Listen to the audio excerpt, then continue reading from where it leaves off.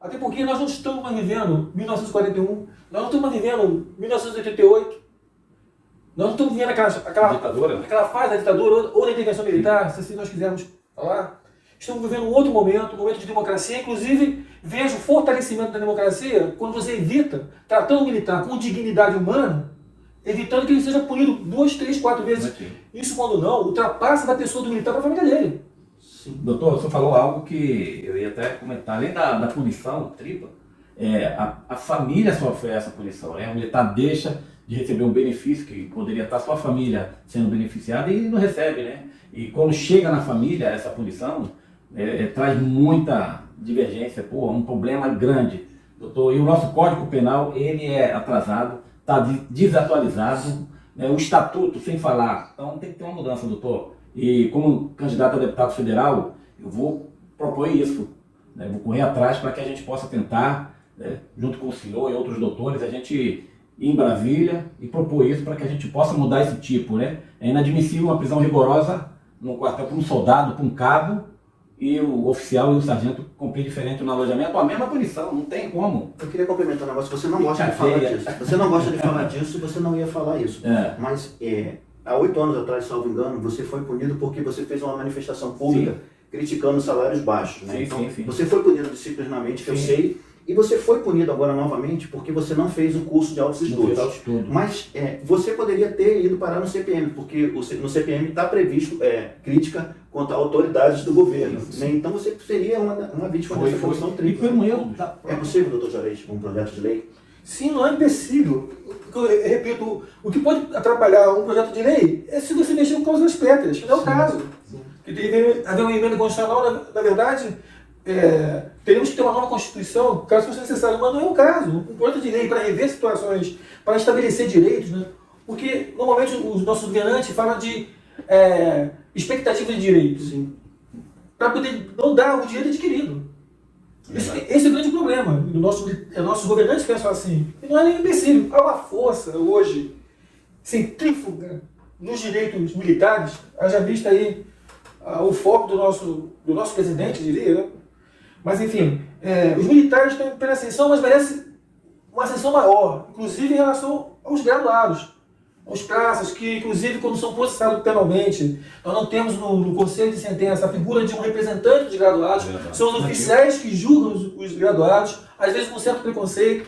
Isso poderia ser modificado, com certeza, um mero projeto de lei, para alterar o Código de Processo Penal Militar. Uma pergunta interessante, o assunto aqui não deixa de se ampliar, porque quando a gente fala de militares, me parece que enquanto o mundo se humaniza, os militares estão procurando se enrijecer. É como se os militares fossem menos humanos e como se eles fossem melhores, endurecendo a lei para os mesmos. Né? O Código Penal Militar ele estava em discussão no Congresso Nacional durante esse ano todo. O senhor sabe me dizer se a ANACRIM recebeu algum convite para participar dessas discussões? Não recebeu. Trata de justiça criminal. O Código Penal Militar não é civil, não é administrativo, é criminal. Sim, e lá nós temos o nosso grupo de penal militar, e com certeza nós estaremos provocando isso, nós ingressarmos de alguma maneira numa atuação com audiências públicas, viabilizando esse tipo de instrumento para viabilizar o não bis idem, que significa punir o militar 2 vezes pelo mesmo fato, porque, vejam bem, senhores, não há nenhuma mácula no binômio hierarquia e disciplina em você evitar que o militar seja condenado penalmente, se já temos ali o aspecto disciplinar administrativo militar resolvendo. Sobretudo, Robson, porque o militarismo hoje ele é mais profissional do que alguns anos atrás, em que a hierarquia e disciplina era mais necessário do que hoje em dia. Onde todos são voluntários, né? Exatamente, onde todos são voluntários, querem ascender, querem ter seus interstícios em dia, querem poder fazer os concursos internos, querem avançar na carreira. Então, assim, já basta a punição disciplinar para isso. Agora, você macular a imagem do militar, punindo ele criminalmente, e foi aquilo que o deputado falou, instabilidade na família gerada.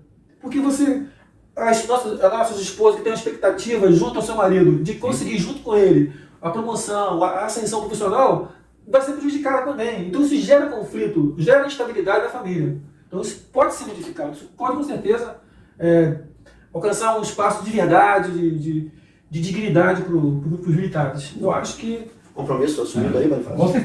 Com certeza. Eu sou vítima disso. Né? O Cascenso me trouxe um prejuízo, né? Ela criou uma divisão, criou 3 tipos de suboficiais.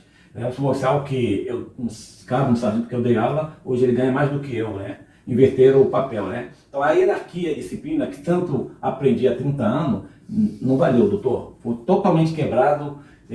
Tem a figura agora do suboficial mor, então eu, como mais antigo, era até mais antigo do quartel, suboficial mais moderno, e ele tomava decisões que cabia a mim, né? Quebrava a hierarquia. Então, essa experiência sua pessoal é que vai te motivar a querer que haja mudanças nessa vida de caserna. Sim, sim.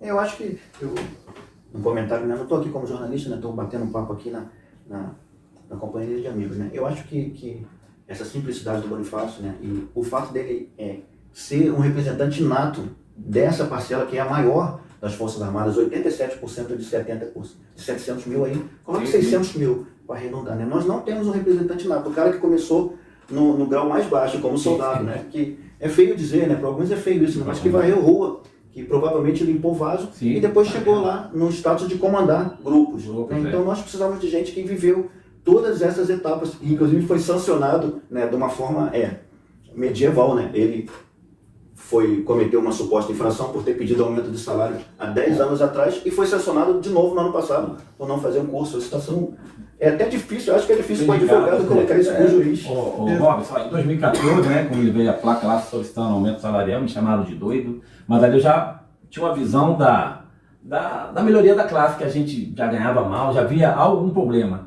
Em 2016, deu uma entrevista para o Jornal Globo, também no outro dia eu estava preso, né? Só no domingo, na segunda-feira, só era o papo era esse, já defendia os direitos previdenciários nossos. Em 2022 agora, o deputado federal Gurgel deixou a gente de fora, os militares, só com um agente de segurança, fiz GLO. Pô, então quando chove, enchente, o Estado chama a gente.